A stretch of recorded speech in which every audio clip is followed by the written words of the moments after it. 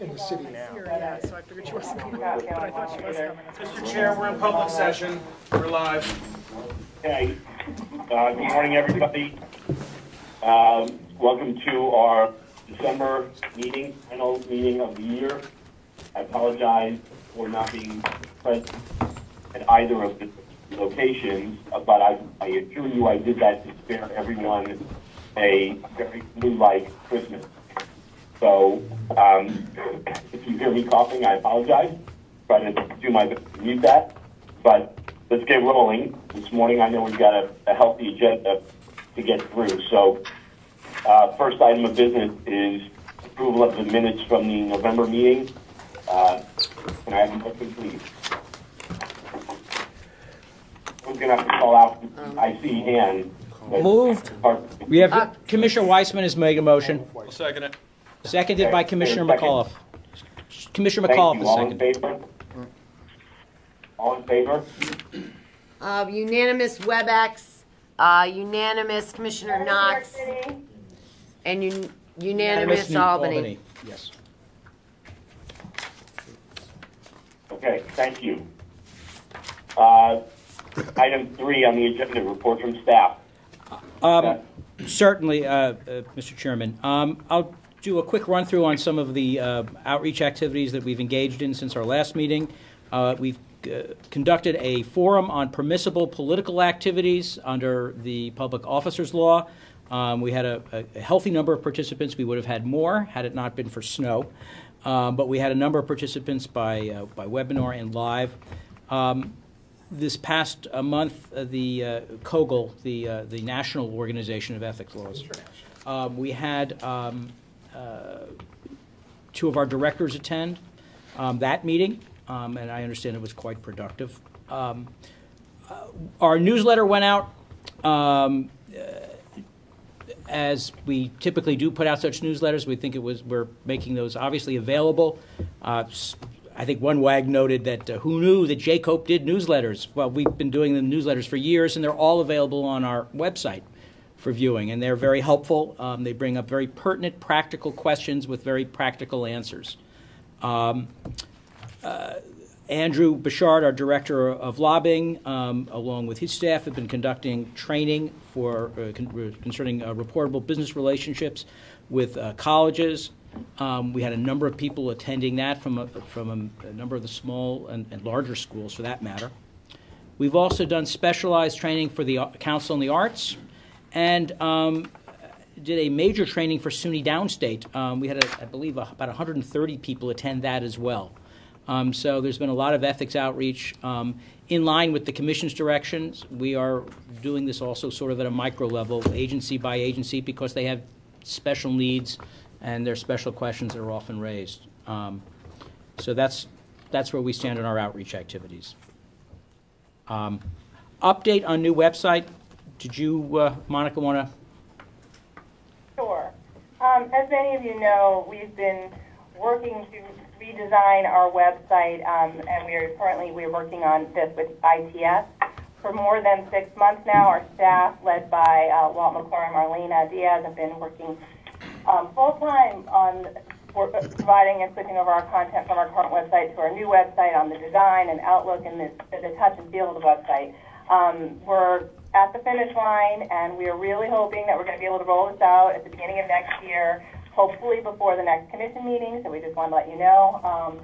What we've seen is a big improvement, much easier to find information, and we're looking forward to publishing it, releasing it. So we will keep you posted on development. Do you want me to go ahead on that? Can I answer? Commissioner Weissman has a question. Does this include the lobbying portion of the website? So, no, you're talking about the redesign of the lobbying application. That is ongoing as well. That's a much bigger project, and we're in the development stages of that project.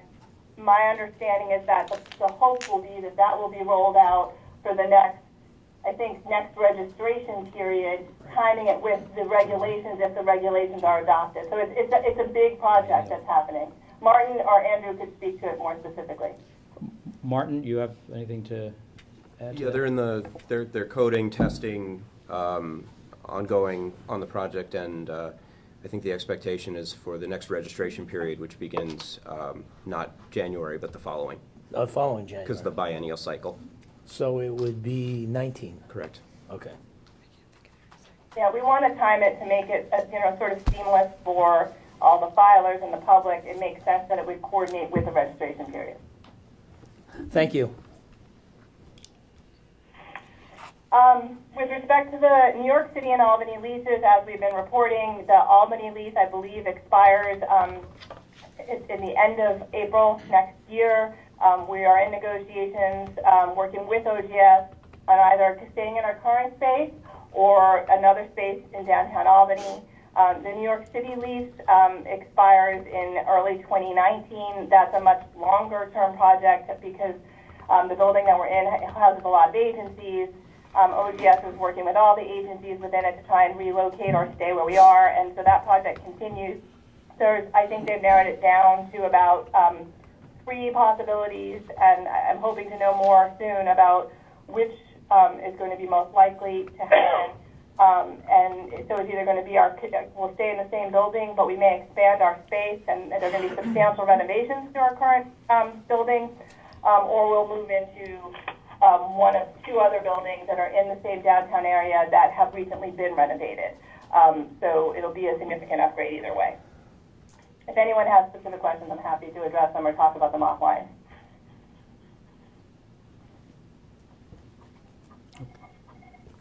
All right. Okay.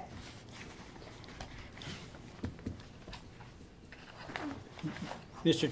Chair, if you want, I will pick up the next topic, Mr. Chairman, which is the general topic, item 4 on the agenda, regulations. Please do. First, with respect to the proposed comprehensive lobbying regulations, as you can see, we're not. These are still in the formative stage. We're not asking for any kind of vote to continue the SAPA process. In other words, formally do another notice of revised. I guess it's a revised rulemaking.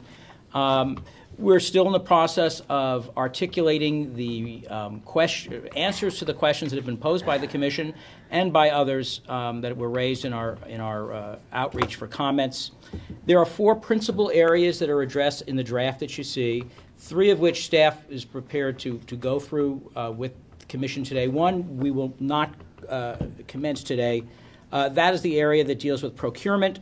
There are some significant amendments to our draft. I say amendments to the draft because it's we don't have any existing regulations dealing with these regulations of procurement lobbying. Staff has been posed over the years with a number of questions from those engaged in lobbying, and particularly with respect to service contracts, which are covered within the definition of procurement, as to whether lobbying on services related to state debt and other financing issues are covered, and to what extent do these individuals have to report. And they've been seeking guidance from us as to whether there's an obligation to engage in the transparency that is engendered by our lobbying law. And essentially that's what we're looking to examine. At this point, there are a lot of very technical issues involved with it. We put it on the table now so that the commissioners can start taking a look at it. Our next meeting will be January 30th. Between then and now, we anticipate healthy dialogue with the participants in the process. We have very knowledgeable commissioners in the area. We have reached out to for example, the Office of State Controller, which would have an interest in this. We will be reaching out to the executive and to authorities as well. But we just wanted to have this language in front of you to initiate this dialogue, which is exactly what this does. And it will be more productive as our dialogue takes place with these various entities. And we'll come back to the Commission in January and report back where we are at that time. But there are 3 other issues that Carol will address that we've made some significant changes to the draft, and we're prepared to move forward on them. So I'm going to turn it over to Carol Quinn, who's been really doing the yeoman's work on this. Okay, so last meeting, we talked about coalitions. We discussed how coalitions have two options if they want to file on their own. And with respect to filing on their own, you have to provide a list of members. And the current regulation provides that the list includes those members who exceed $5,000 in lobbying compensation and expenses. And so last month, we discussed, after receiving some comments from the regulated community, meaning how would a coalition know what their members' expenditures are? That might be difficult. So then we had, suggested possibly revising that option number 1 to have the coalition just disclose all paying members, not meeting the threshold necessarily, but just any paying member. Obviously, we talked about that last time. We've gotten some comments back on that. So our suggestion at this point is to keep the regulation as is, to keep it that the list of coalition members, if a coalition chooses to file on its own, that list would be members who meet the $5,000 threshold. And in order to address the concern that was raised, we're going to add some language, which is in the new language there, providing the use of a questionnaire. So coalitions could use a questionnaire and rely on it in good faith to find out if their members exceed the threshold or not. And that's our proposal for that. So basically the coalition language would stay the same as is in the notice of proposed rulemaking.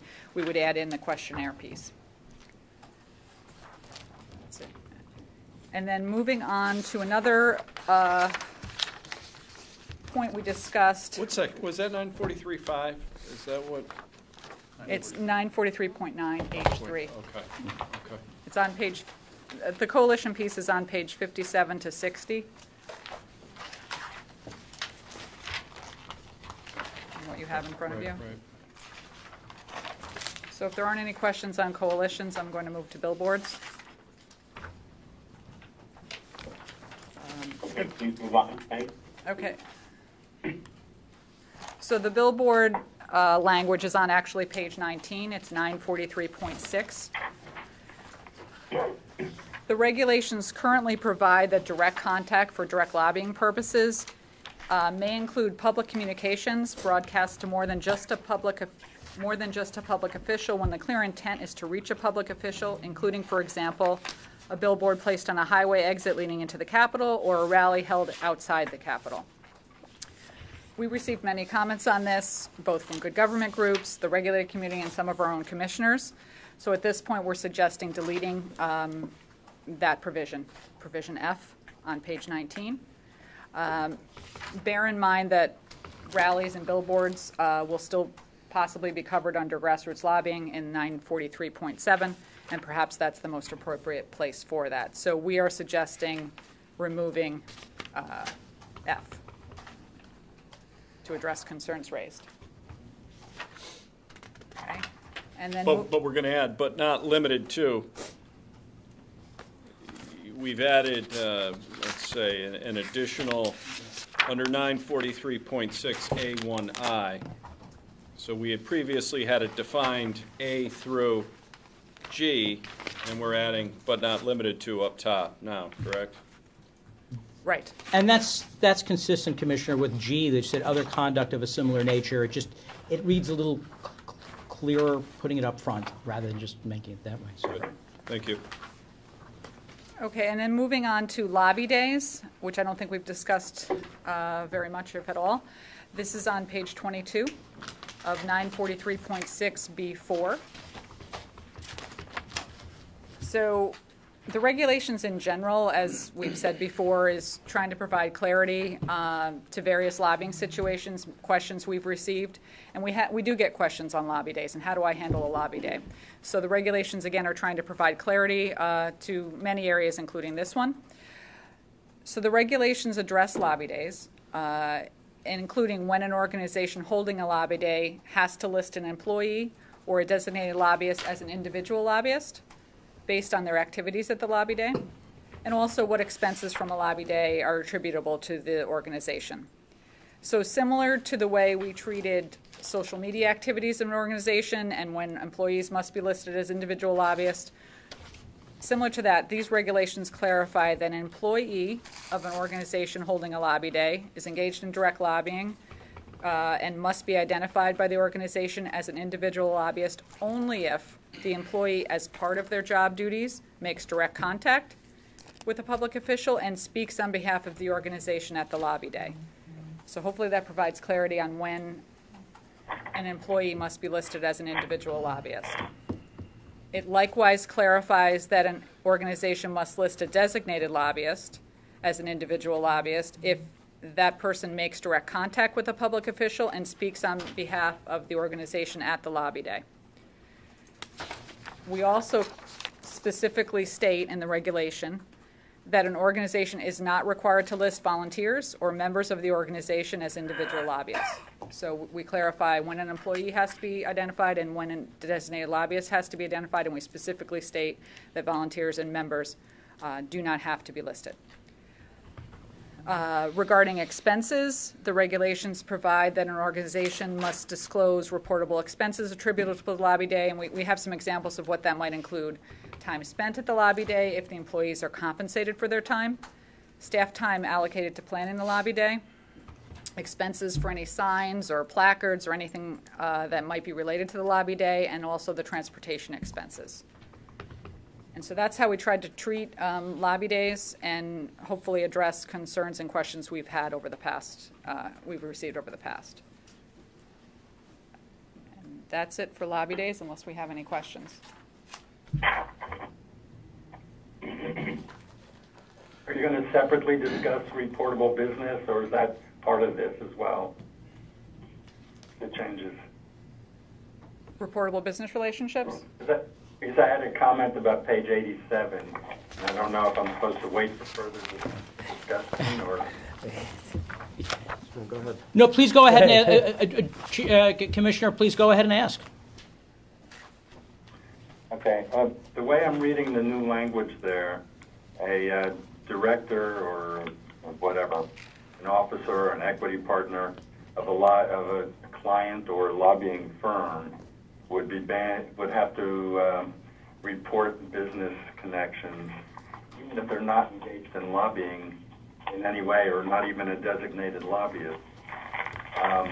Did we really mean to do that? I mean, there are some people who are board members of not-for-profits, for instance, who have nothing to do with attempts to influence, spend no money, receive no money, and don't go to Albany, but they're still going to have to report their business connections? Yeah, Commissioner, the intent is, and it's consistent with this Commission's interpretation of reportable business relationships since their inception in 2011 and eventually in 2012, that the client filer is engaged or is made up of more than just the organization, and rather it's encompassed by its senior executive management and its board of directors or trustees or whatever their governing body is. And so consistent with that, we have stated that when those individuals, who we've defined as high-level individuals, have business relationships with public officials, that those are reportable on the organization's filing, in that they constitute this core of the organization.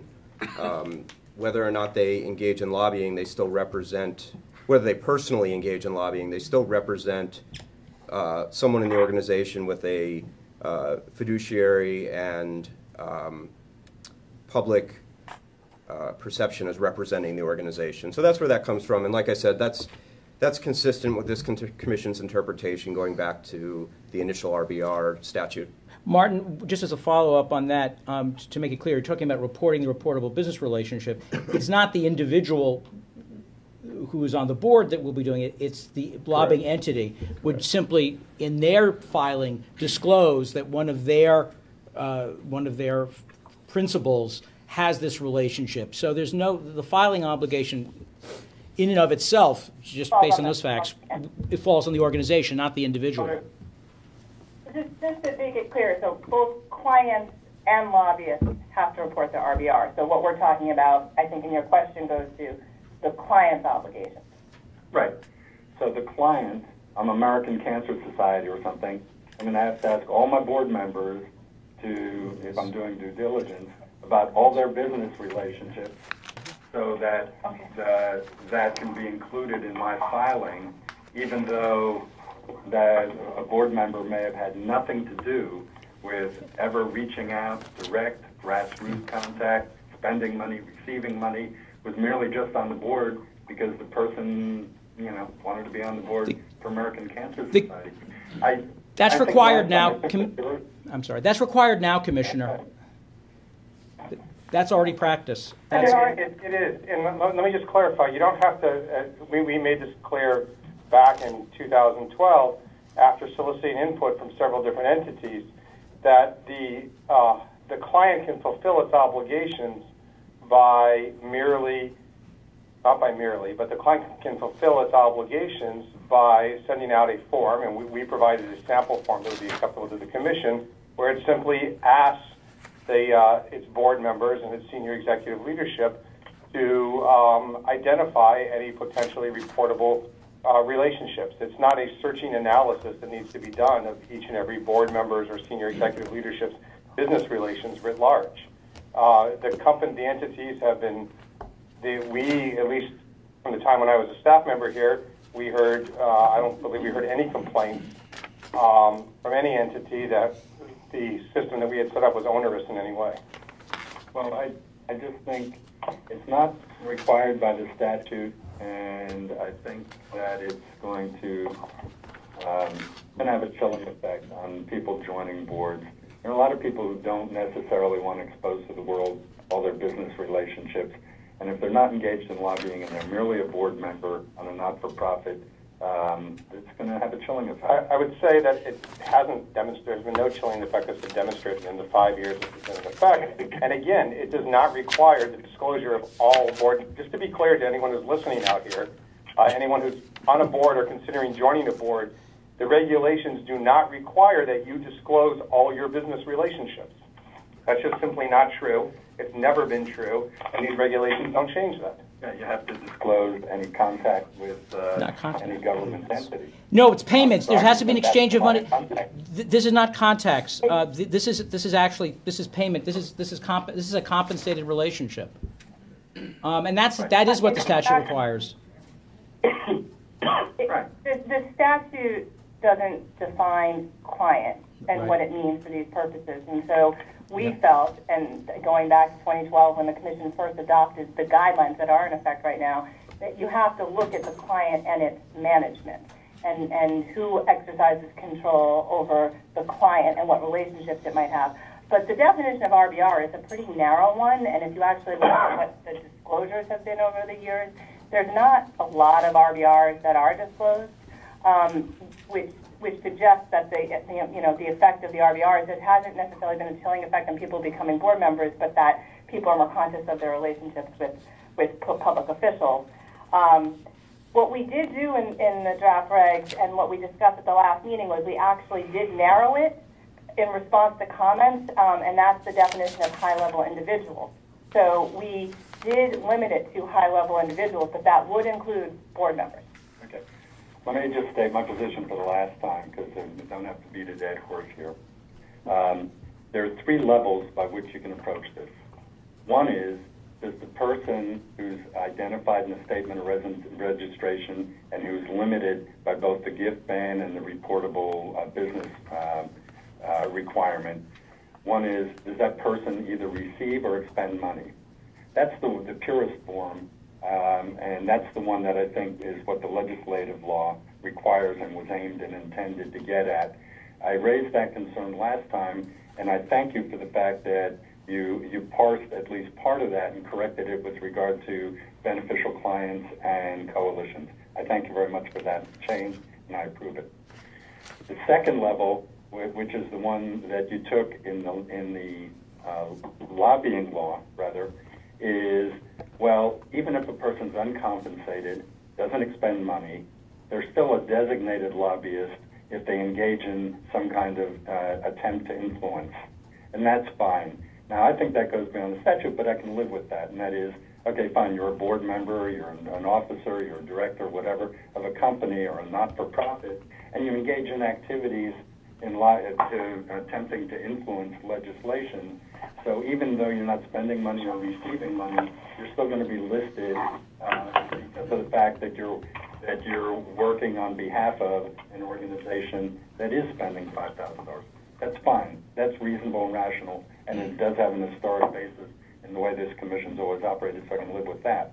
But now you have a new extension, and that is you're saying even if the person doesn't receive money, doesn't expend money, doesn't engage in any activity at all, merely because they're on the board of an organization who retains a lobbyist, then they're going to be covered by the different restrictions we have and going to have to report their business activities.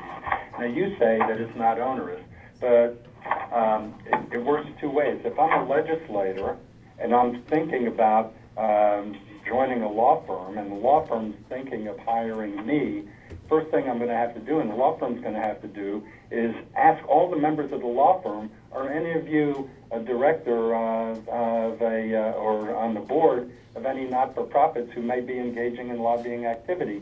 Because that's going to then have to be reported. And believe me, a lot of law firms are not anxious to report all of their activities.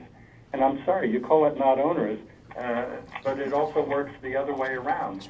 And that is, somebody's going to think twice about going on a board if they know that they're going to be asked and that someone's going to second guess them on whether they accurately reported some business arrangement that they may have with a public official. And I think it goes beyond the statute, and I think it is onerous, and I think it's chilling. And I'll shut up after that, but that's what I believe. May I ask, if we're not going to pursue this any further, I'd like to go back to lobby days for a moment? Go ahead. Ask a question.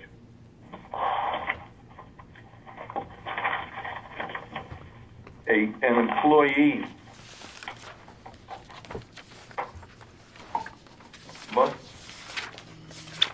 must be part of his job duties or her job duties, and not only make direct contact with a public official, speak on behalf of the organization, but it must also be part of the job duties.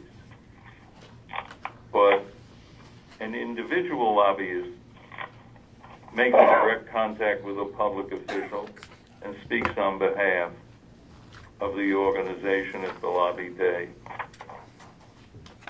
That person is a designated lobbyist. Now, why have we added this as part of his job duties if it is similar or the same to the other context I just mentioned? Why a person, whether it is part of the job duties or not, there's direct contact with a public official, and the person is speaking on behalf of the organization. Well, why must it also be part of the job duties? So I can easily say it's not part of my job description, and therefore I'm out. That's not true. If you're making contact and you're speaking on behalf of the organization on lobby day, you're it. Just as the designated lobbyist. So, Commissioner... Or, I mean, individual lobbyist. Yeah. So, we're... Why this thing? Martin? Yeah. I think you raised a really good point, and it all ends up in a matter of degrees when you're looking at the policy underlying the reporting requirements. But that said, what we were, in drafting this, looking to capture are essentially two groups of people. And the first are those that stand in that either management or directorship position where they represent the organization with this leadership role. And so if that person speaks on behalf of the organization, then it carries the weight of that position that they have. So that's one group of people. The second is the employee who may participate in a lobby day, whether or not they're taking staff time or leave time to do it, or they're there because the organization is bringing the people in and paying them to do it. Those people may participate because they are personally in agreement with the positions of the organization. They may wish to represent that they are a staff accountant, a secretary, someone in advertising who doesn't necessarily participate or have any role in the lobbying message of the organization, but they personally believe in it. And so what we've said is, we're only going to require the organization to identify the people if they're regularly engaging in this sort of activity, if they are the government relations folks for the office who would ordinarily be the lobbyists for the organization. But if you're just there on the organization's lobby day and you're speaking from a personal perspective, I don't think it puts you in the same category as someone with a leadership position who has a public representation of the organization or the organization's regular governmental affairs person who is a regular lobbyist. So, not to say I disagree with what you're saying. I'm saying what we were trying to do is cover a certain group or groups of people, but not necessarily everyone. And so that's where we drew the line. Commissioner, if I can also just, because I think I understand exactly what you're saying. You're concerned this becomes almost a loophole where someone would say, it's not in my job duty to do it. Through it. Yeah. Just don't put it in the job. Or exactly, and maybe a way of dealing with that is we can massage that language, make it a job, or there have to be some indicia that this person is doing it. Perhaps they regularly engage, or something along those lines, so that it doesn't become that loophole you're talking about. I like regularly engage. I like that puts a gloss on it, but you can literally write job descriptions and leave this out wholesale, and then send everyone on lobby day to contact public officials. I speak on behalf of the organization, and nobody's a designated lobbyist. That makes no sense. I think we can deal with that language. I think we can definitely address that concern. In other words, if you're walking like a duck and quacking like a duck, you're a duck, even if your description says you're not a duck. Yeah, but that's the First Amendment rights too. So yes. No, you have to draw the line somewhere, where the web feed can and can't go. Exactly. So It's initial or ever took but I think I agree with we're not. I've got support here. On this one, I think I agree with Marvin because it's a lobby day. You're an employee. Exactly. You make direct contact with an official, and you speak on behalf of the organization. That you've pretty much done everything you could do to attempt to influence legislation at that right. point. We'll come up with something. You got it. I've got another support, more support from Commissioner Cohen. The New York City precincts are coming in much more quickly than they usually do. And I didn't even ask you to help me. Okay.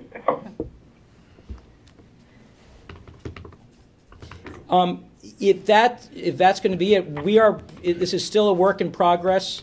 Once again, I think our goal is going to be to get this out, before our January 30th meeting again, with the additional language and concepts that we're talking about, and try to look for a vote come January to just continue the SAPA process, where there's no vote coming up. This is not ready for prime time in that fashion. But a vote to once again open the notice of rulemaking process and invite public comments. And if the public is listening to this, they can go online, see the draft, which is attached to our minutes, and we continue to take comments from a number of groups. And the dialogue remains open, and we'll digest that and bring it back to the commissioners. Source of funding, which is the next item. Once again, that would be handled as a regulatory issue apart from the comprehensive lobbying regulations. But there are two issues that one of which the staff is requesting for vote, and I think it may have been teed up last time. The first issue, the issue revolves around the word substantial, the phrase substantial likelihood. Staff was given the instruction to determine a definition, parse out what those words can mean, but there has been a feeling in staff and from commissioners as well as whether there will be a need to even define that, whether those are words that need defining in regulation, or whether that is something, as is often done with courts and other adjudicatory bodies, where that itself is the standard. That's what facts are measured against and law is applied against, and not further defining it. So this would be a two-part question that we're asking the Commission, if the Commission so moves. First, do you want a definition to substantial likelihood? If 8 commissioners were to vote, we have that would be it's a simple quorum. 8 commissioners were to vote, we would go ahead with that definition. And the second is, what should that definition be? And Monica has some more information on that. But the first question is, as a preliminary matter, is does the Commission want to go ahead and define that term, or by not so doing it, leave it to the ongoing adjudicatory process that we've got? And then ultimately, the findings of the Commission, should they be taken in Article 78, would be subject to review under an Article 78 standard.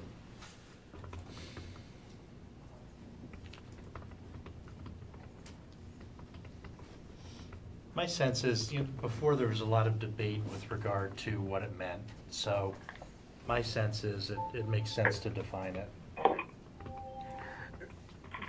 May I? Other commissioners want to be heard on this? If I may, just briefly, for me, my consideration is whether or not an attempt at definition is providing clarification or further confusion. So in those regards, based upon our relatively extensive discussion previously, in utilizing various terms to attempt to, what I presume is more specifically define substantial likelihood, I became more confused as a result of those proffered definitions. And I've not heard anything in our considerations or discussions up to this point in time that effectively would provide greater definition for the regulated community. And my concern is an attempt to define may confuse to a greater extent. Commissioner Weissman has his hand, Mr. Chairman. Commissioner, go ahead. Jay Cope's a unique creature of the legislature and the governor. It represents 2 branches of government. The 2 branches of government agreed on a definition of substantial likelihood. To date, there haven't been any successful challenges to actions by the Commission when we've applied the definition. There is a 3rd branch of government that weighs in on matters such as this, and as Commissioner McAuliffe has said, we may be going into an area where we would create more confusion than clarity. So under the circumstances, at least from where I sit, I believe it's better that we just apply substantial likelihood as we have in the past, and should we be challenged, the 3rd branch of government will deal with it.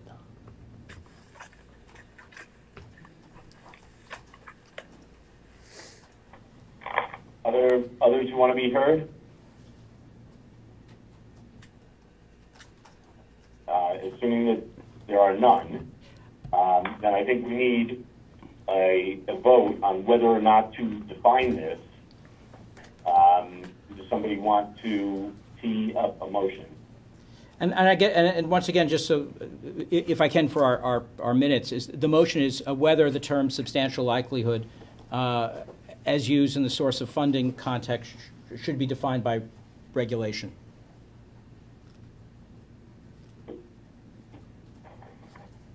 Okay. Do we have a motion? Anyone? I'll move that it should be defined. We're not. This is the first question. Right. This is the first question. Commissioner Deering has made the motion, so it needs a second if it's to move on. Do not define. Okay. To define. He wants to define. That's it. This is whether we should define. It's seconded by Commissioner Yates. I'll second it. Okay. All in favor of defining substantial likelihood? Do we have any other discussion? I don't know if It's up to commissioners to engage in that. Well, I think we went through this pretty thoroughly last time, so I don't want to repeat the whole discussion. I think I said last time, and my position is the same, that I would prefer applying what I thought was the case law language, which would be reasonable probability. And I saw you have that in red line in the draft. But if that's not going to succeed, then I agree. And my fallback would be to leave it undefined. So, in a way, my seconding motion is contingent. And if I get it right away, fine. If I don't, no. You win either way. That is a judge's trick. As a matter of procedure, can we accept that as a second? Commissioner, can we accept that to move the motion for a vote? Is that it? Yeah, sure. Go ahead and vote. I think we know the outcome, so it's fine. Let's just do it. All right. So that would be a second to the vote, Chairman. So the question is, the question on the floor is whether substantial likelihood should be defined in regulations. So let's just be clear. The motion is to define it further. That is correct. All in favor? All in favor? We have Commissioner Yates, Sample, and Deering and Cohn in the affirmative. From here, I can't see Commissioner Knox.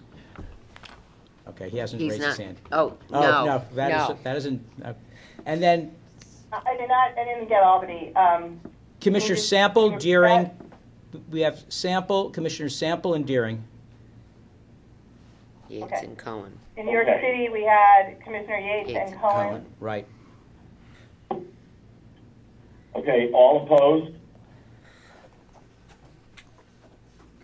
In Albany, we have Commissioners McAuliffe and Weissman, Commissioner Knox, Commissioner Levine, Commissioner Rosen. and Commissioner Rosen, and Commissioner Jacob.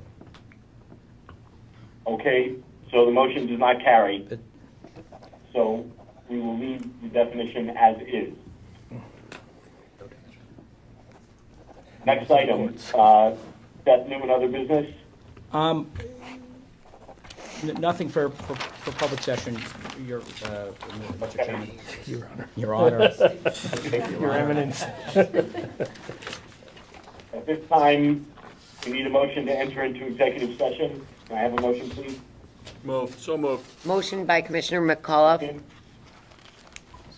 Thank you. All in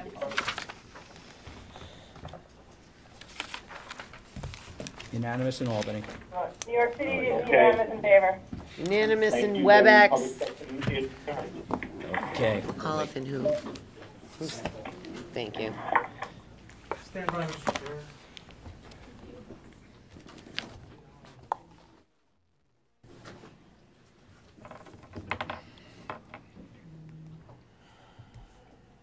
We're back in public session. Okay, thank you. I'm going to ask our executive director to please announce the actions from the executive session. Certainly, Mr. Chairman. During executive session, we discussed various litigation matters and discussed several investigative matters. We approved substantial investigation, authorized the issuance of subpoenas and other actions and other investigative matters, and referred a matter to the City Conflict of Interest Board. Okay, thank you. That concludes this meeting. Can I have a motion, please, to adjourn the public meeting? So moved. Second. Thank you. All in favor? Aye. New York City. Okay, we are concluded. Happy holidays to all. Thank you very much, Mr. Chairman. Same to all, please.